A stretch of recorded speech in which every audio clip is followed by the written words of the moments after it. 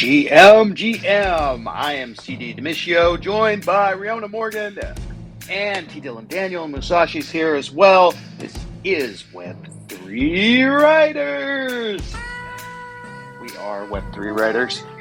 We do what we can, when we can, how we can. We write, we code sometimes. We play with code sometimes. And we like the idea of books on chains for a variety of reasons. Riona, good morning. How are you? Good morning. Good morning. Oh, I'm so good. My house is full of wonderful people, and so I'm kind of wandering around with my coffee and just enjoying the day. So, yay! Good morning.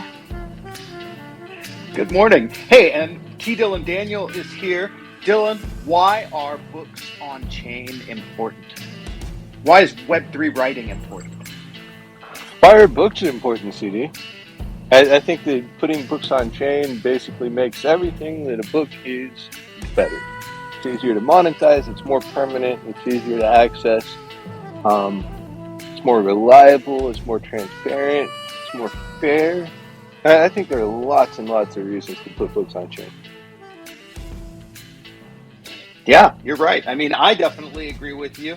And, you know, the thing I wanted to do today is I just kind of wanted us to revisit sort of the reasons why Web3 writers and Web3 writing is important, why books on chain matter, why writing on chain matters, and why people who are writing need to be aware of the fact that they can publish on chain, that they can work with all of these tools that we've been experimenting with for years now, in some cases building, in some cases experimenting with.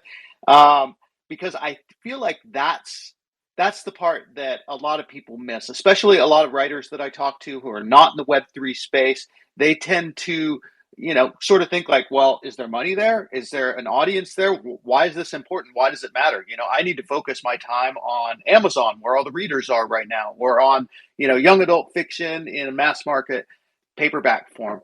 But I think that there's a lot of reasons why on-chain matters. So hopefully you guys will chime in on that a little bit more. And Dylan, I appreciate you jumping to it right away like that, because I know I put you on the spot.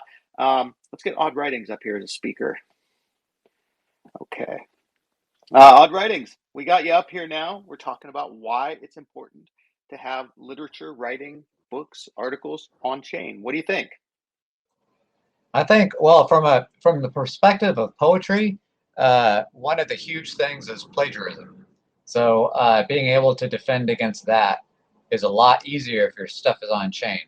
And of course, writing a poem, it's easier to put a poem on chain simply because of the small nature of the poem. So I think for poets in particular, that's something to that it hasn't sunk in yet to most of the poets I know. Hey, go into that a little bit further. So poetry is more subject to plagiarism than other things. Why would that be? I've never actually considered the fact that poets have to be more aware of plagiarism than other writers. Can you dive into that a little bit? Well, I don't know that they're more susceptible to it or not.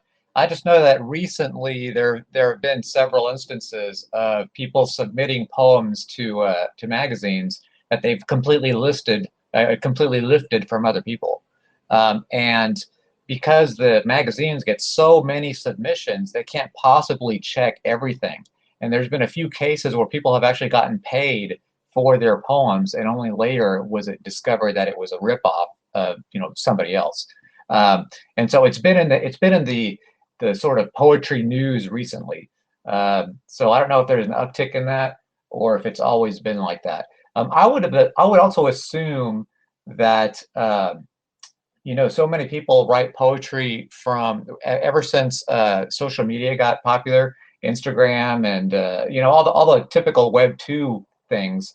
A bunch of poetry, or pseudo poetry if you like, began to flourish there, and so it's a lot easier to steal that way than it is to actually do it the traditional way with paper and so on. But I would think that maybe it would be easier to plagiarize with large works, because you could plagiarize just a small part of it. So, just like a half of, a couple paragraphs. So I don't know really which one is easier to plagiarize, one compared with the other. Oh, it's super interesting. So I've seen you talk about this before, actually, when I think about it, Odd Writings. And I've heard you in the past say that the first time that you publish a poem, put it on blockchain to sort of protect yourself. Can you talk about that process and the reason why you feel that that's a good practice for people to engage in? Well, as soon as you make an NFT from something, there's a date associated with that, right? So it's the date at which the NFT was made.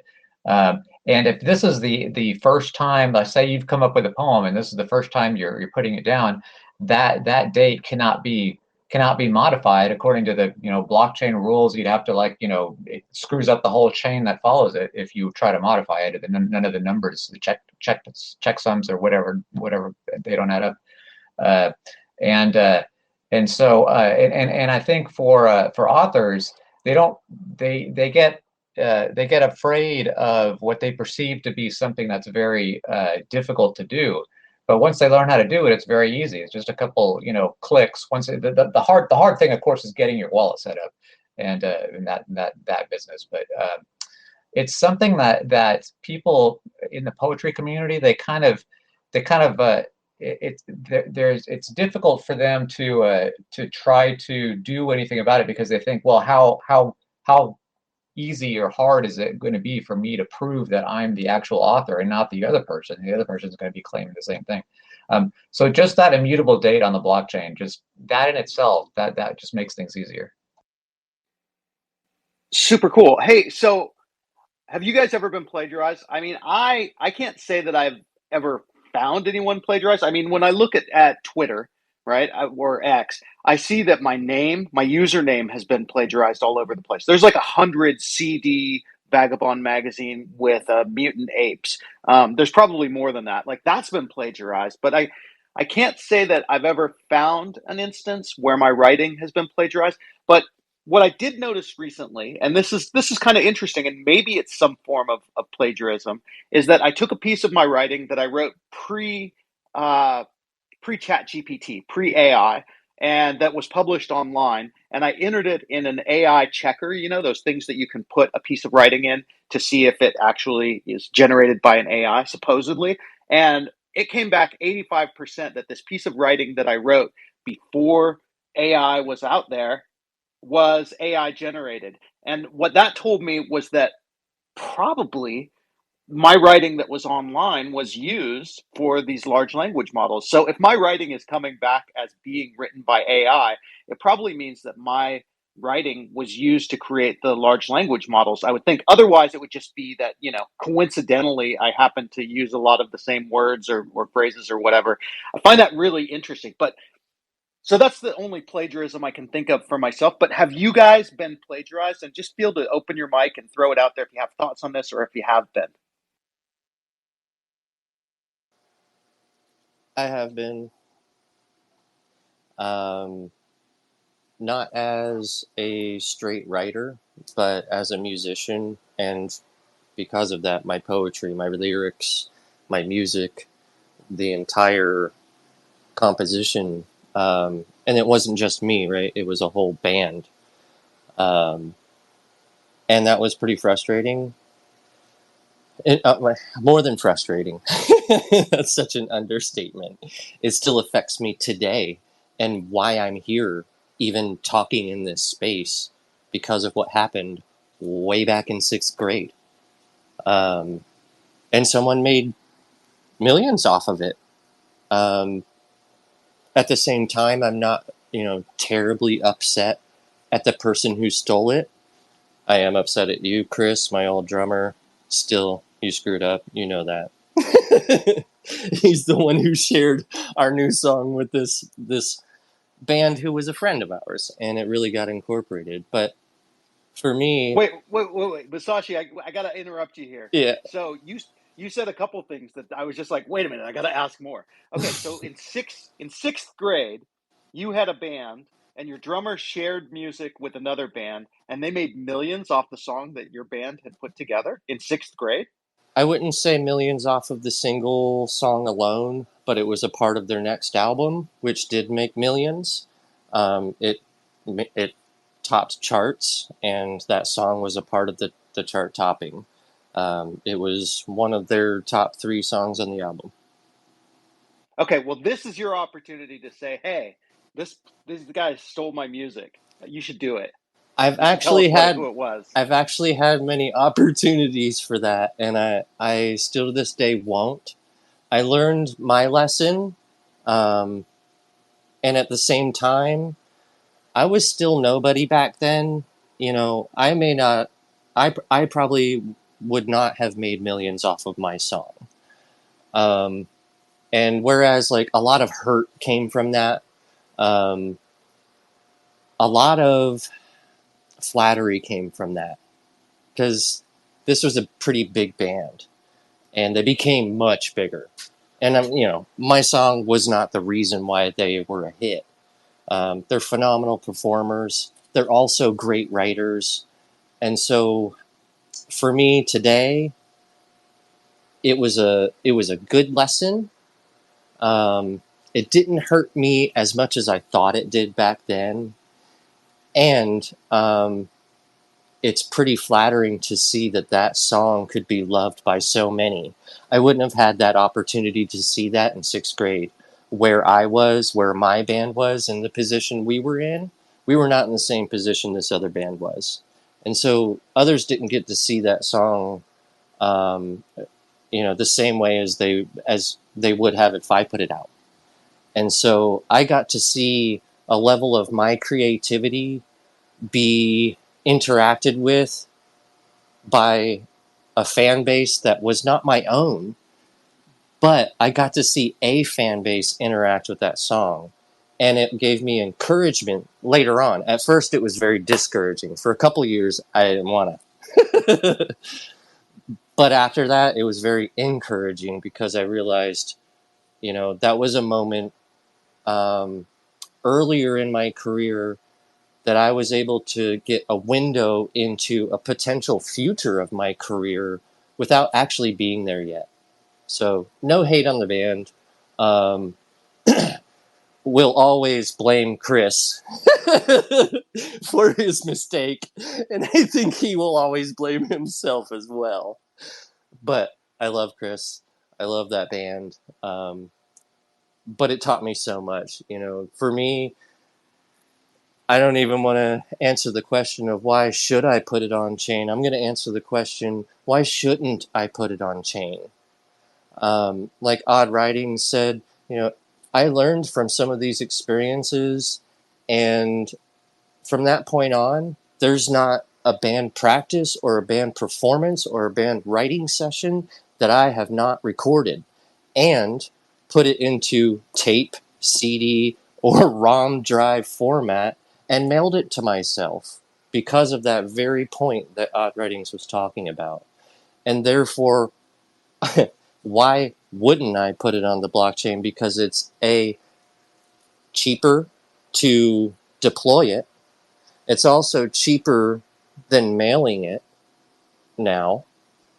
And so my proof, as you know, the poor man's copyright, is even cheaper and more accessible to more people in the world than it used to be.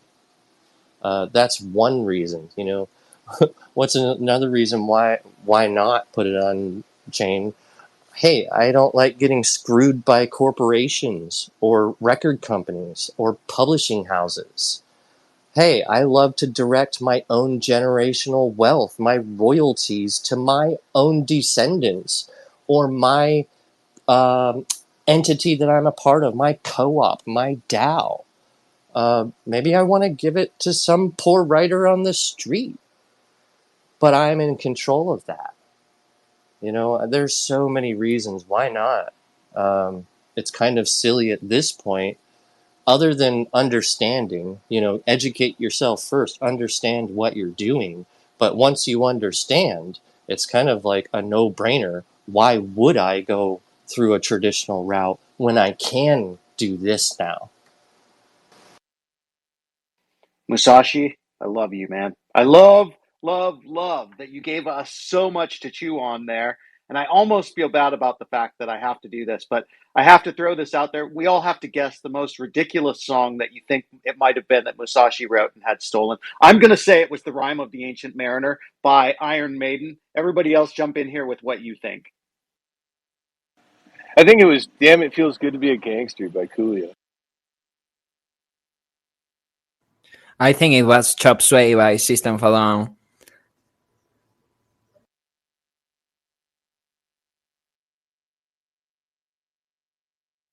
Riona, Cryptoversal, you guys are lawyers. You're afraid to jump in. You're afraid he's going to sue you, aren't you? I'm afraid the band's going to come back at us. I was going to actually pick something by Nirvana. Smells Like Teen Spirit. I was actually thinking almost the same thing as Riona, but I was kind of going back and forth between that and something by Metallica. And I was thinking, oh well, let's see, Metallica, and I was kind of going through the different names, and so I'll say, of course now I'm drawing the blank, but the Master of Puppets, the one everyone's bum bum bum bum, the one that starts like that.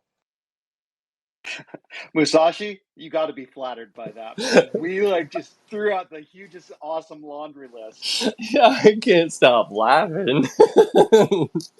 All right, so not only did we not guess the correct song, nor did we guess the correct band, but we also didn't even guess the correct genre.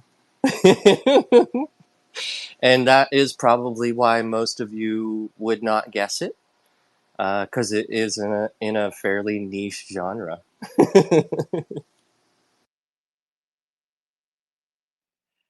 Well, I'm just glad that worked out the way that it worked out. Riona, I feel like we haven't given you enough chance to talk and tell us what you've been doing this week and what you've been up to. Wait, I know we're only 15 minutes into this. Oh, go ahead, Dylan. CD, I have another guess. Is it "Toxic" by Britney Spears? Dang it, Dylan got it. Man, I was going to say, oops, I did it again. But man, Dylan, you nailed it. Didn't work. All right, Riona, speaking of oops, I did it again. Wait a minute. That's not nice. Okay, we won't say that. What are you up to? What are you seeing this week? What's going on with you? Oh man, sheesh. There's so many things going on with me. So everybody, you all know that I am the owner of Whitney Morgan Media, and it is so busy this week. So busy. It's so exciting. There's so many writers. I signed 3 contracts with writers just last week, and so I'm just like so excited and so busy and so happy that there's people, so many, meaning 3, but I really think that that's wonderful because um people are really being excited about the possibility of publishing on chain and then publishing traditionally as well. And so it's so wonderful. I love educating people and informing people that they can have the best of both worlds, that they really can get their work on chain and it can be protected there. And there's so many fun things to do. And talking about extra things, that promotional digital collectibles that can happen, utilizing scent, utilizing Lamina One. I talked about that a lot last week. And so it's so exciting as an author to think, what do I want for my piece of literary work that I've created? And every single thing that they are sort of imagining and dreaming up. I mean, I had one person in tears. She was so excited that she got to not only get her book published in a traditional way, but that there was other things that she could include, like author notes or um, live, or not live, but recorded interviews, and that those could be on chain, and that her readers could collect it. And it just felt so fun to be able to say, yes, we can do that. Yes, we can do that. Oh, yep, we can also do that. And so it was so fun to be able to help other writers see what is possible, and that their dream literally can come true. And so I am having like the most amazing couple of days, and so I'm just so excited for everything that we're all doing, and I can't wait for them to get their Twitter up and going and come visit us and come say, oh yeah, and so yeah, I'm just like flying high. I'm so excited. That's so awesome. I just love to hear it. And Whitney Morgan Media, of course, is going to represent me as well. So I'm excited to see things moving along there. You've been furiously editing my dashes and my dots. I'm so sorry about that. I write in a non-grammatical way, and I really feel sort of bad about that. But I don't know how to fix it, Riona. But thank Oh, you for oh my. fixing it. Yeah, don't even worry about it. Don't even worry about it. I am like, since you've said that Whitney Morgan Media is representing you, and having the honor of publishing one of your books. It You are such an amazing writer. Like, literally, I was up till 4 a.m. last night reading because I just had to find out this next plot point in the story. And if you ever have an opportunity to sit down and read something that CD has written, he has this lovely way of making you feel at home in his words.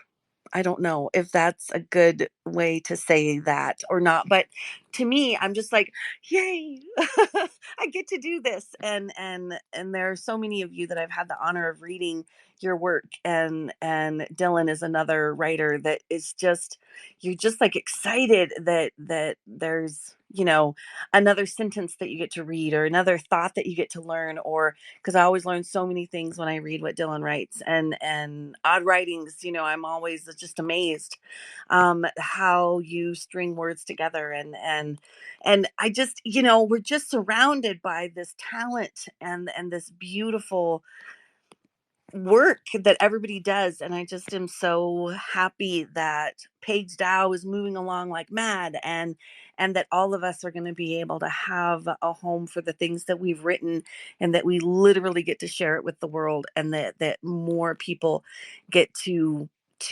read, things that Cryptoversal writes. And Musashi, I haven't gotten a chance to read anything of yours yet, but I'm sure it's going to be amazing, since these people stole your song and made millions and authored style. You're such a lovely writer, and I'm just so over the moon about all of these things. And Jose, just a beautiful, beautiful musician, and easy, so inventive, and innovative in your thoughts. And I just, it's just so wonderful. I'm just so excited. I just don't even know how to express it more than that. Well, it's it's heartfelt. Like, you see all the hearts coming up as Riona's speaking. Like, it's like, it really, she's got a way of touching the heart. Thank you so much for those kind words. And the book that you're reading right now is it was a real departure for me, a real different kind of book. I mean, it's writing a female character, and that's very different than so it really does my heart good to hear your kind words. But you did mention Jose. I think this guy's got something that he wants to promote right now, and we're going to let him promote it. But the cost is going to be a song. Jose, can you do it for us? Hey, to share a song like right now? Yeah, right now, right now. Right now? Yeah, let me go grab my guitar. I need 1 minute. Okay. Um, just jump on when you get back. Yeah, why not? We can break that up. After that, I do want to hear also from Cryptoversal, because he's been publishing some interesting stuff lately. But I think Jose's back now. The minute passed. Yeah, it was a fast minute. That was a New Thank you York for the minute, my friend. space. Yeah, exciting times. I have so much to share. Let me see what song I can use to start. Um, I'm really vibing with The Artisan these days. I had some time I was not playing it, and this song is inspired in the community too, and the medicine. And it's a song about having the eyes of an artisan, having the eyes to know how to make something to fit to somebody, to have the vision in our eyes to be able to make personalized things. And it's also a song that speaks about the forge that life is, and that is not necessarily soft, and it's not necessarily warm, but heavy and hot and with hammers. So you know, for keeping us a vision to shape us in the right way. El Artesano.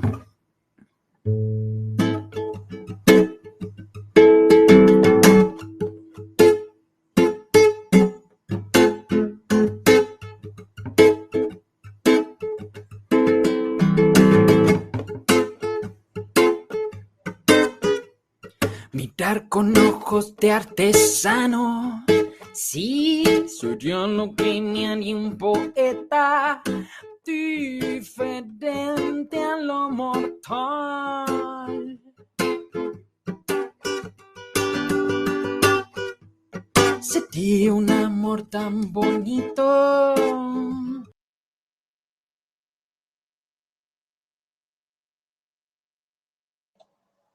Uh-oh. I was hoping that was just me. We lost you, Jose. Rugged. That is so unfair. Elon, fix that shit. Yeah, damn you, Elon! Somehow, I don't think that billionaire with 27 kids is listening to me. We're way cooler than he is, though. I mean, I'd much rather be hanging out with you guys than him. Poor Jose, man. Poor us. Like, I was digging Jose's song, and Desde la fuerza de un latir con dirección y sentido, me escucharía hasta el silencio sordito de los caminos eternos, y sabría que los momentos pesados a voluntad te hacen ligero. Como artesano me toca sudar, me toca romper, me toca quemar. Como artesano me toca sudar, me toca coser, me toca sangrar. Como artesano me toca doler, me toca beber, me toca curar. Como artesano me toca entrever entre los dos planos de la realidad. Como artesano me toca curar, me toca romper, me toca quemar. Como artesano me toca sudar, me toca toser, me toca sangrar. Como artesano me toca doler, me toca beber, me toca curar. Como artesano me toca entrever entre los dos planos de la realidad.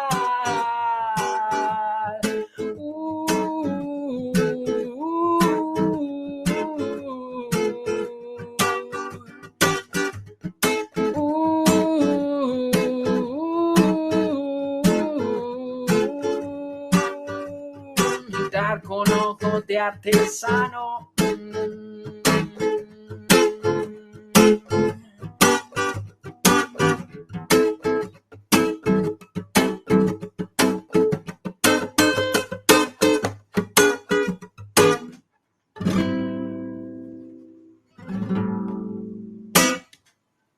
Jose, we love you, man. You actually, we lost you for about a minute there in the middle. We thought you were, and then you came back. Well, so it was amazing. Talking about the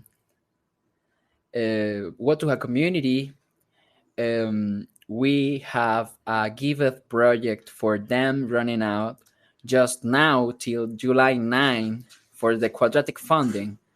And I'm asking for your support on this for them. They are going to have the 100% of the funding to create the Wotuha University of Ancestral Knowledge. Basically, what I think this is a pilot for a modern and ancestral space for intercultural exchange that we can teach about ancestral coordination to DAOs, but we can show also knowledge, modern knowledge to this community. It's still on a genesis phase, right?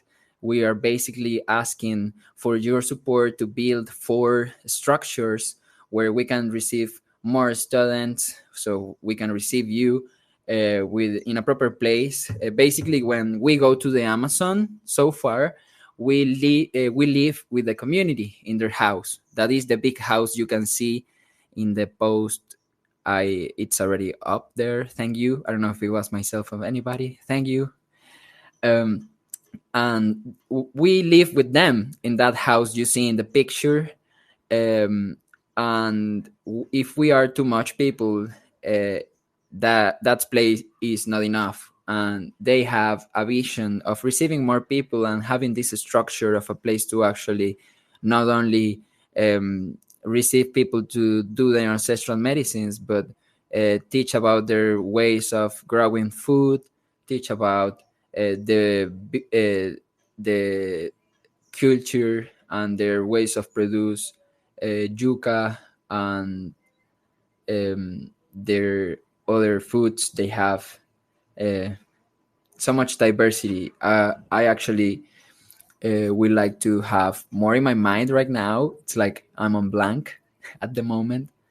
Um, but talking with them, it's so deep. It's something that the 5 communities, there are 5 main communities in the Amazon rainforest, and looks like all these 5 communities in their cosmovision, they remember that the tepuyes that are big structures that they look like if they were cutted, because they had a horizontal end, and looks like all these 5 communities in their cosmovision names that those structures were trees that were chopped down by like some beings that decided to chop them, because from those trees there come a lot of abundance and we were not doing nothing with that, something like that. Long story short, and really bad say, this is non-financial advice,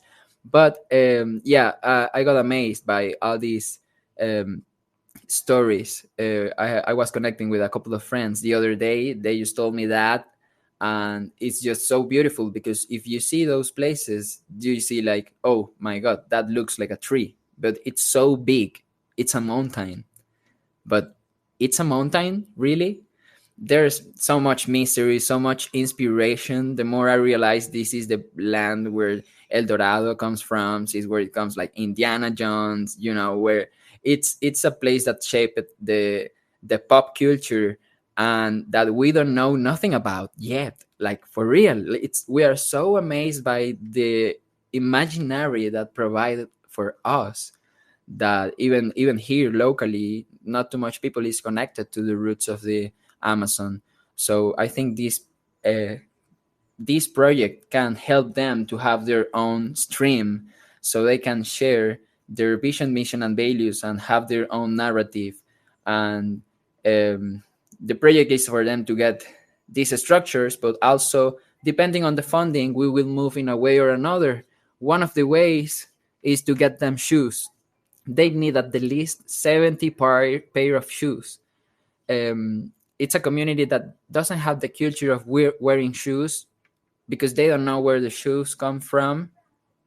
Like, they don't understand, like, if you give them shoes, once they break, they don't know where to get a new pair or nothing.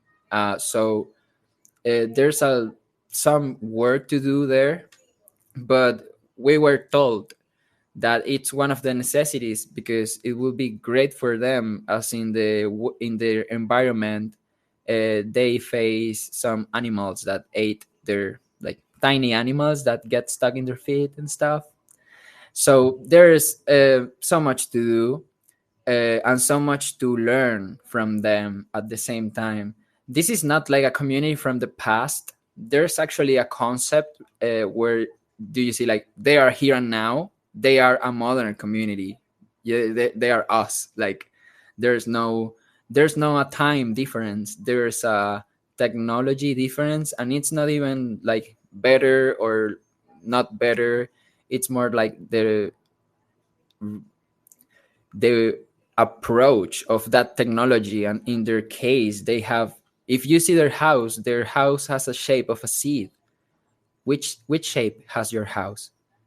And this is so natural that all the houses has different shapes.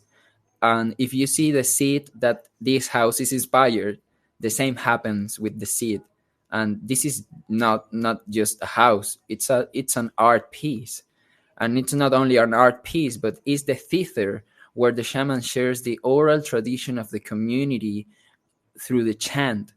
And it's not only a chant, but the understanding that they have about the chant is not an entertainment industry one, but a way to heal. So the shaman dedicates his life to chant, to pray for his community, and that is his way to heal.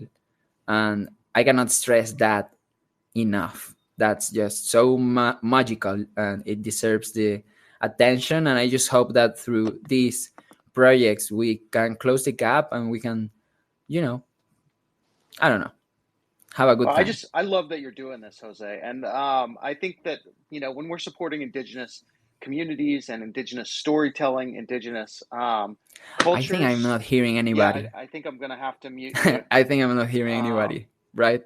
okay, Jose, can you hear Jose, me?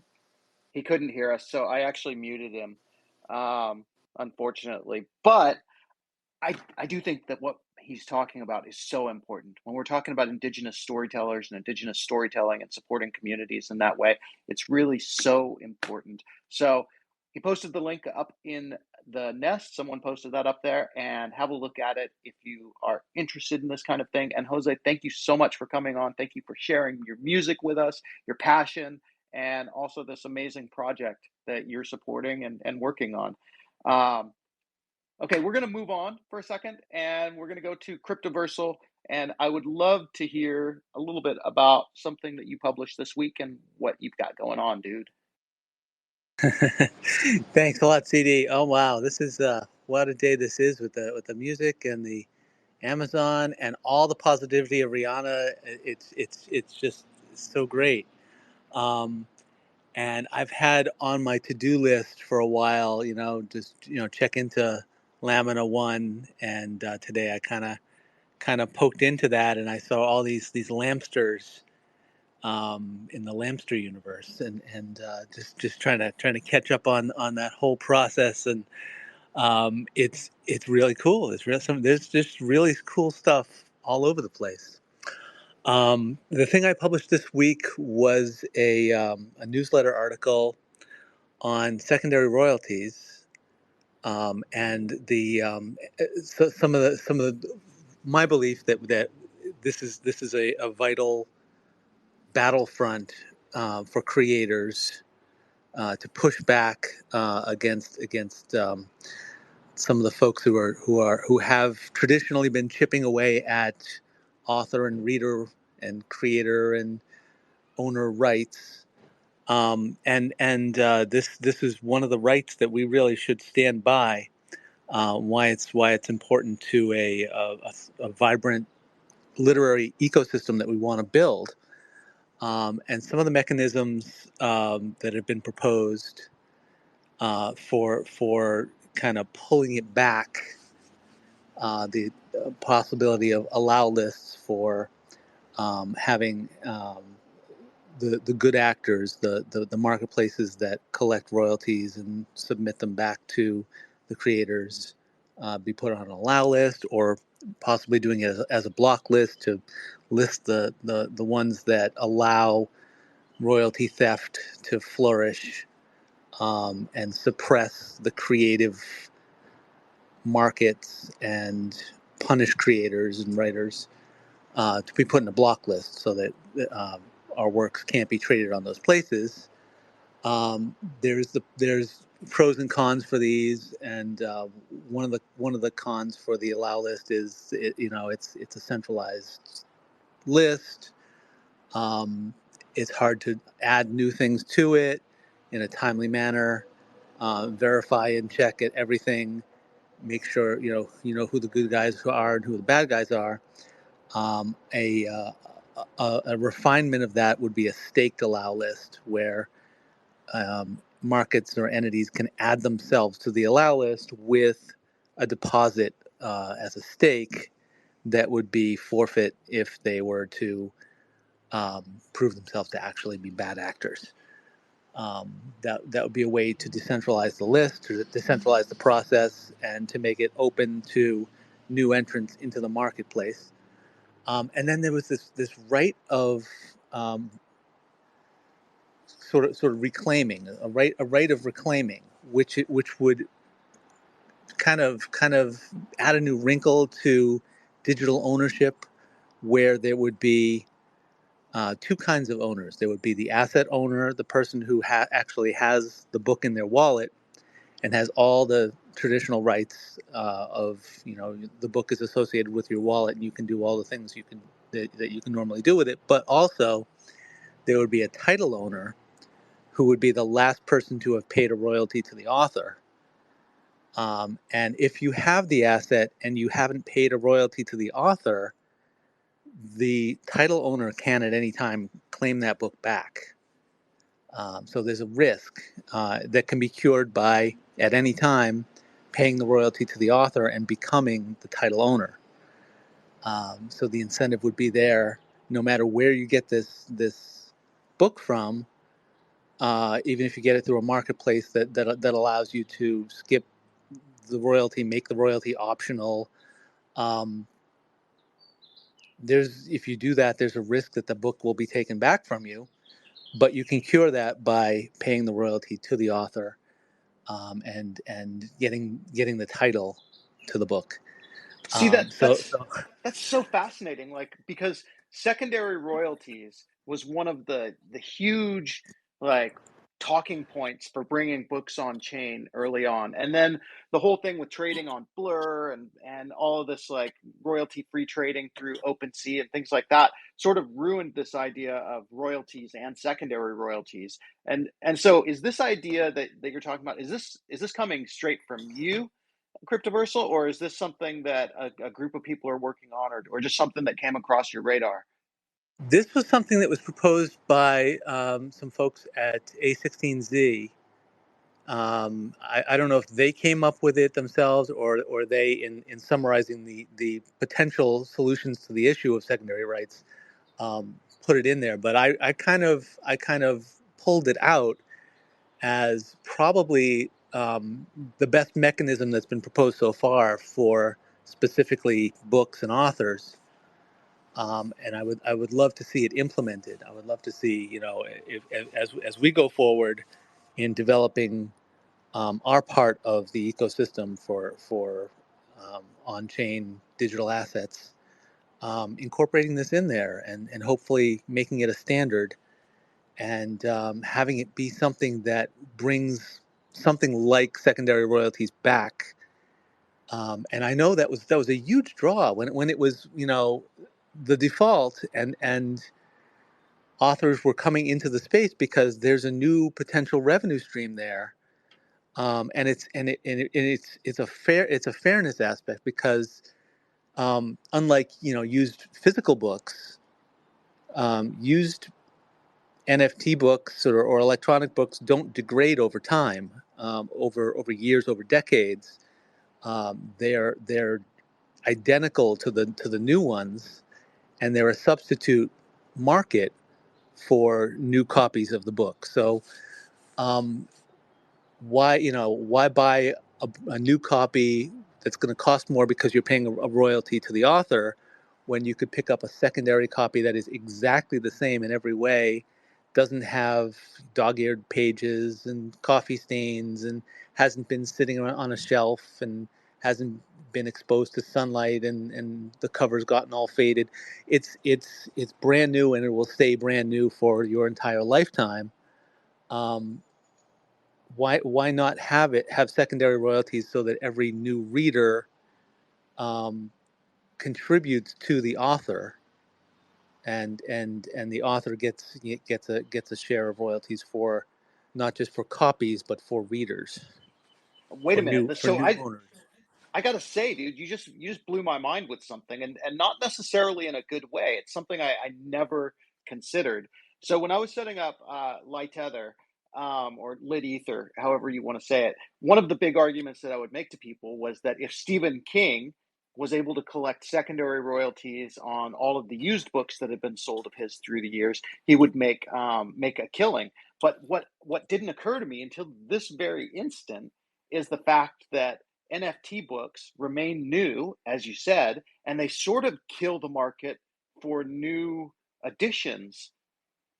So the primary royalties might suffer, and I've never actually thought about that aspect before, strangely, given how much time I've spent thinking about this. But yeah, so we're sort of killing the market for new editions by creating immortal editions, in a We're sense. there are sort of like two kinds of consumers. There's the ones who just want to read the book, and they don't care what the edition is, um, and there are the ones who perhaps are the collectors.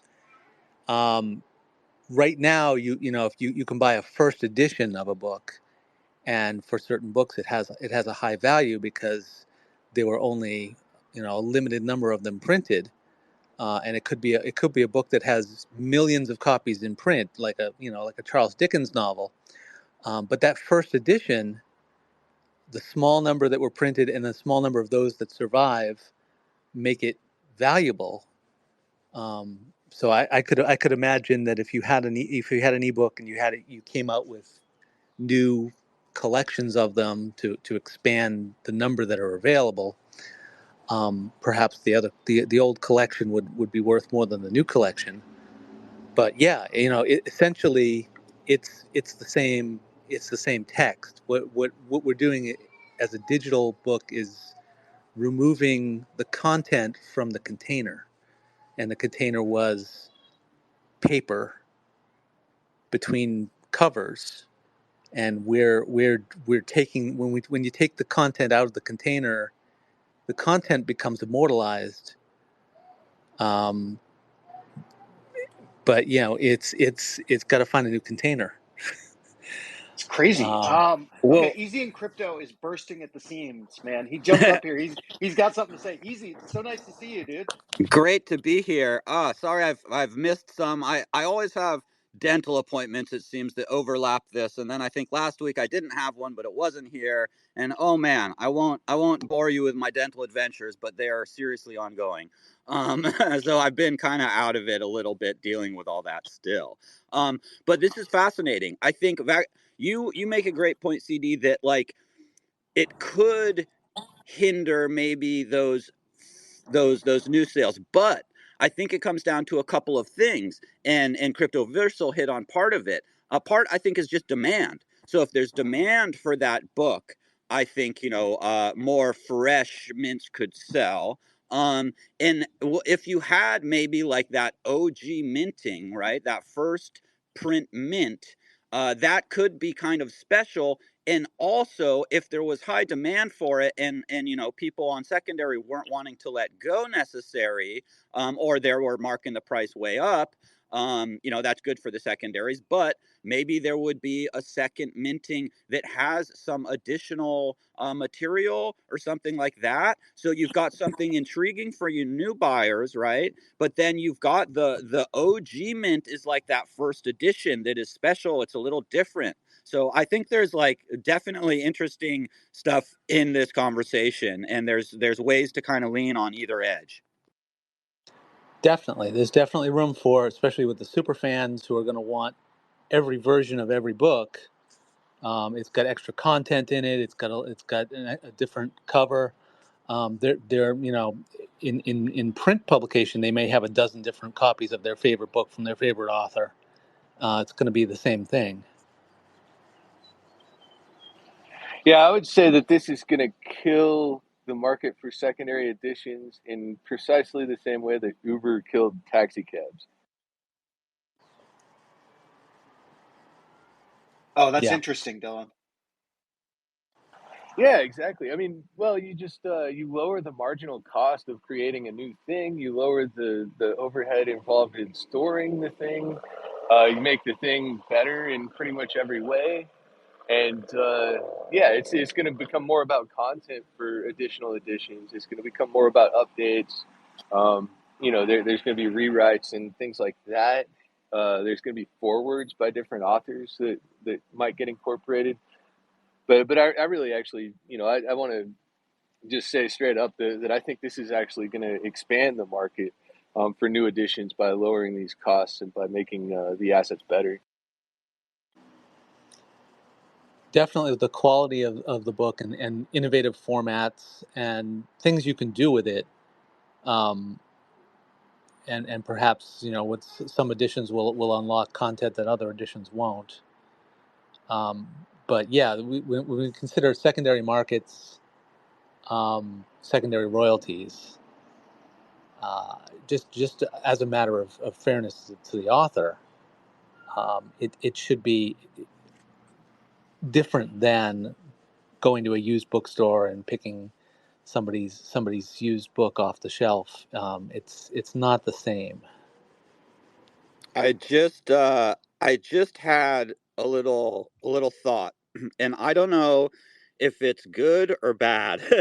um, but maybe it would get more people reading. So I don't know. You tell me what you think, guys. You know how Sound XYZ for songs has like the quote unquote free one? It's like $2, and that $2 covers like a couple of cents fee. And I think now instead of splitting it, they send that like buck or two to the artist.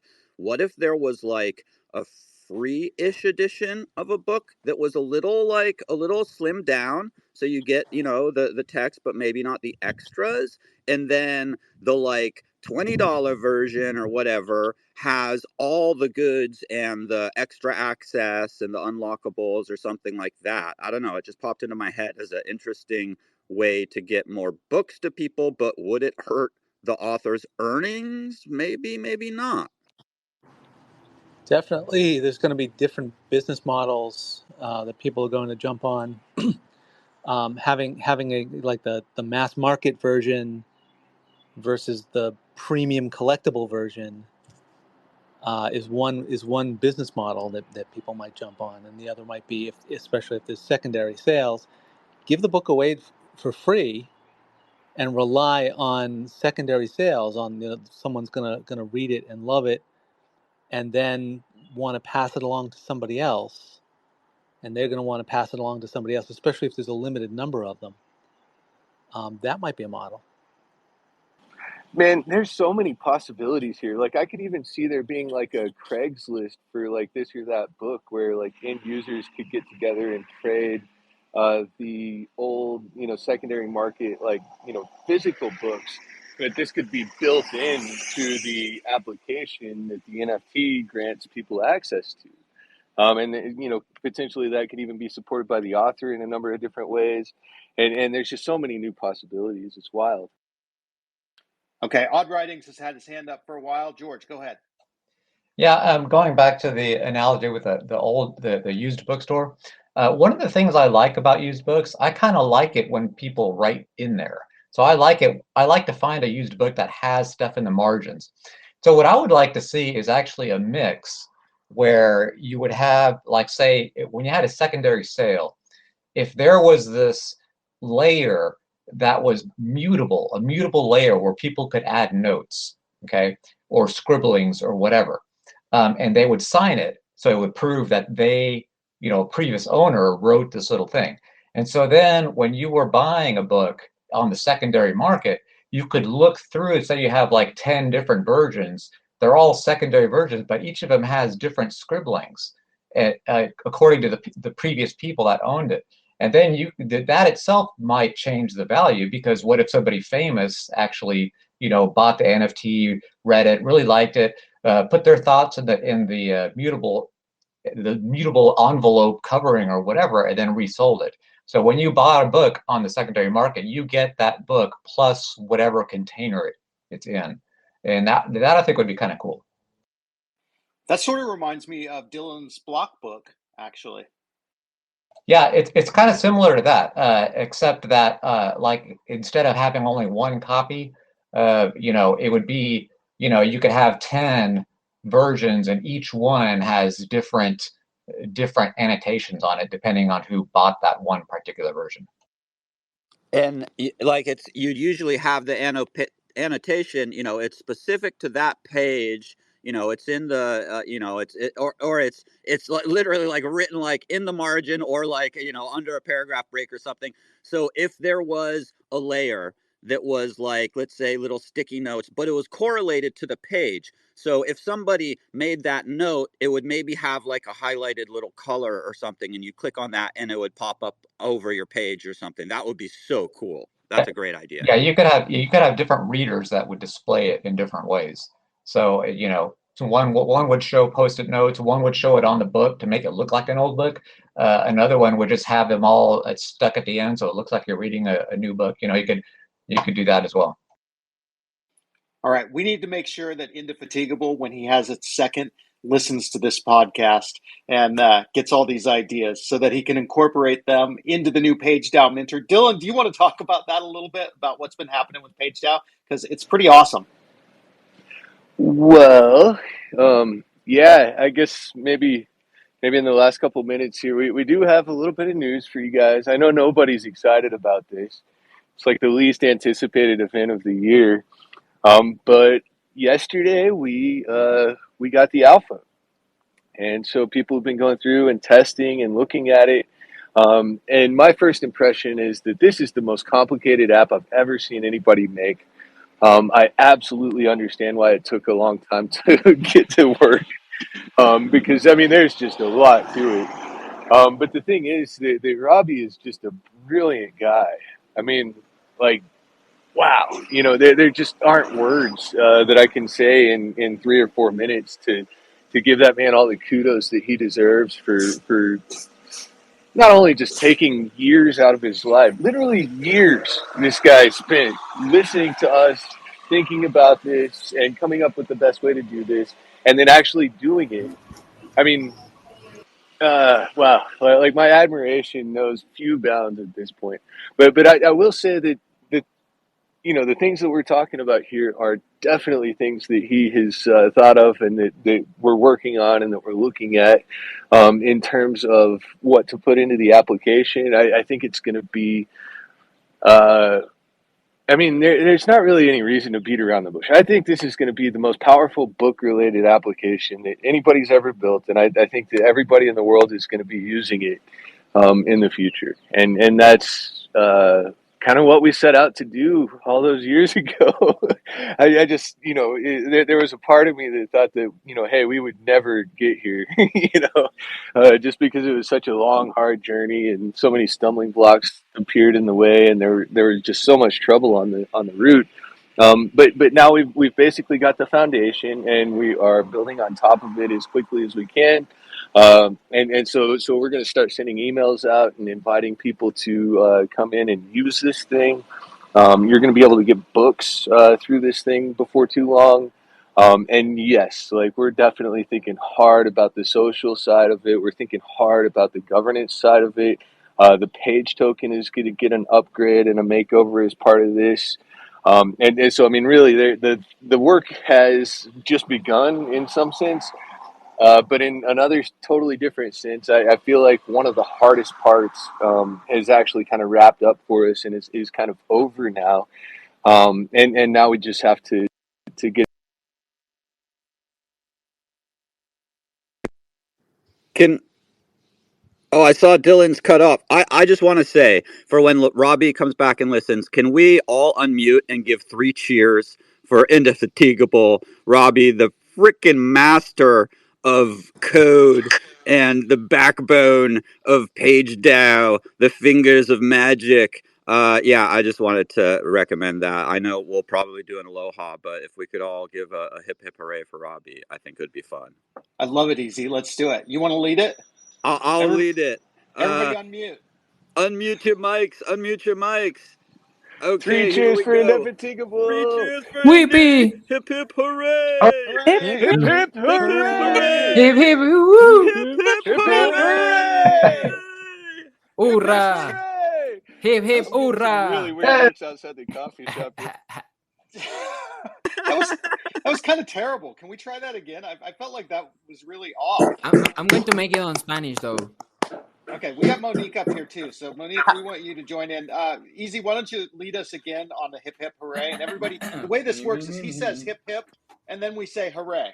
Okay, that's how the hip hip hooray works. Easy. It might have been Go a little for it. Twitter lag. We'll try one more. 3 cheers for Indefatigable. Hip hip Hooray!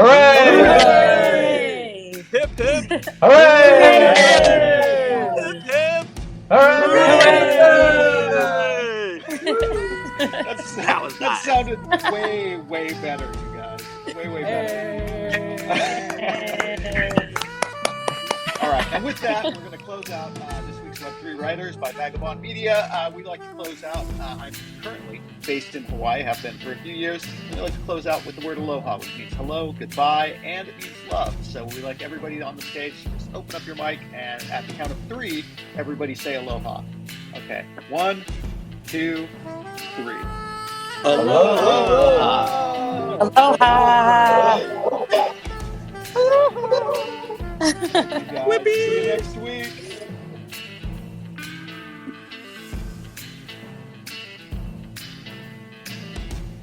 Web3 Writers is brought to you by Vagabond Magazine and published on Apple Podcasts through the Substack app. You can find all the episodes on Apple Podcasts or at vagabond, vagobond.substack.com.